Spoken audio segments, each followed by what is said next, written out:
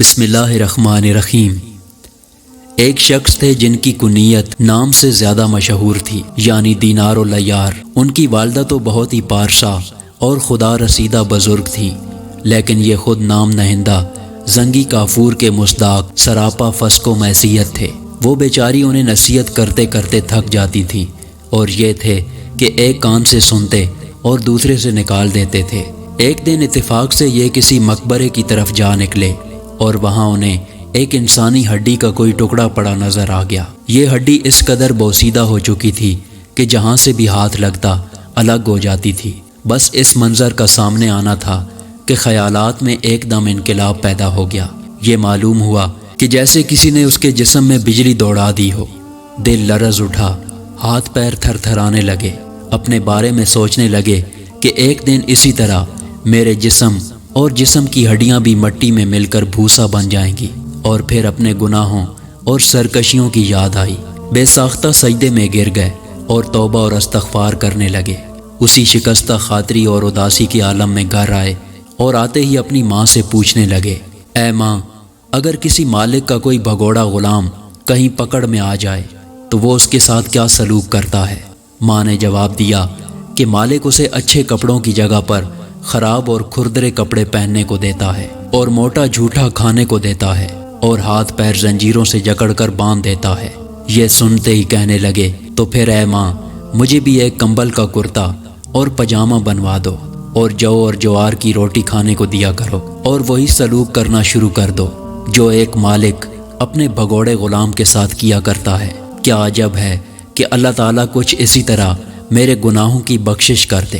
لڑکے نے جیسا کہا تھا ماں نے ویسا ہی سب انتظام کر بھی دیا، مگر جب اس نے یہ دیکھا کہ آنن فانن اس کی بے چینی اور تڑپ بڑھتی ہی جاتی ہے تو سمجھانے لگی کہ اب اس طرح جان بھی نہیں دینا چاہیے، نرمی اور میانہ روی اختیار کرنے کی ضرورت ہے۔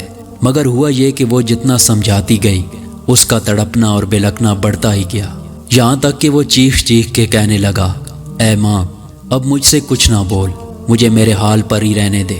آج کی یہ تھوڑی تکلیف کل کے مستقل آرام کے مقابلے پر کوئی حیثیت نہیں رکھتی۔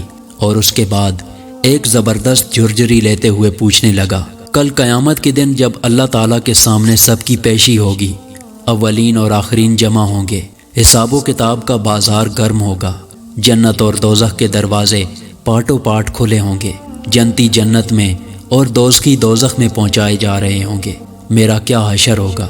جہنم کی دہکتی آگ میں جھونک دیا جاؤں گا یا جنت کے آراستہ باغوں میں داخل کیا جاؤں گا۔ یہ کہتے ہی اس کی ہچکیاں بند گئیں، آواز گلگیر ہو گئی۔ ماں نے ایک بار پھر اسے سمجھانے کی کوشش کی، مگر اس نے کوئی توجہ نہ دی اور کہنے لگا، میرا تو اس ڈر سے پتا پانی پانی ہوا جا رہا ہے کہ کہیں قیامت کے دن دوزخ کے ڈراؤنی شکل و صورت والے فرشتے مجھے اس کے آگ کے کھولتے ہوئے سمندر اور سانپ بچھو سے لبریز خون اور پیپ کے اندھے کنویں میں نہ جھونک دیں۔ ماں کہتی ہے کہ غرض پوری رات اس کی انہی باتوں میں کٹ گئی۔ صبح ہوئی تو وہ قرآن مجید نکال کر پڑھنے لگا۔ جب وہ اس آیت پر پہنچا جس میں خدا نے کہا تھا کہ قیامت کے دن ہم خود ہر آدمی سے اس کے اعمال کا محاسبہ کریں گے، تو پہلے وہ ذرا دیر ٹھہرا، اس کے معنی اور مطلب پر غور کیا، اور پھر زار و قطار روتے ہوئے زمین پر گر گیا۔ میں نے دوڑ کے دیکھا تو معلوم ہوا کہ اس کی آنکھوں کا نور ختم ہو چکا ہے اور نزع کی کیفیت طاری ہے۔ ماں اس کی یہ حالت دیکھتے ہی بوکھلا گئی اور پوچھنے لگی، اے لخت جگر، نور بصر، دل کی ٹھنڈک، اب کہاں ملو گے؟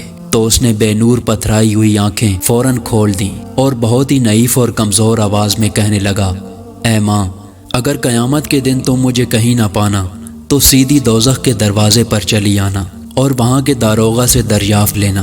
یہ کہہ کر اس نے ایک بہت ہی خوفناک قسم کی چیخ ماری اور ایک انگڑائی لیتے ہوئے اپنی جان آفرین کو سپرد کر دی۔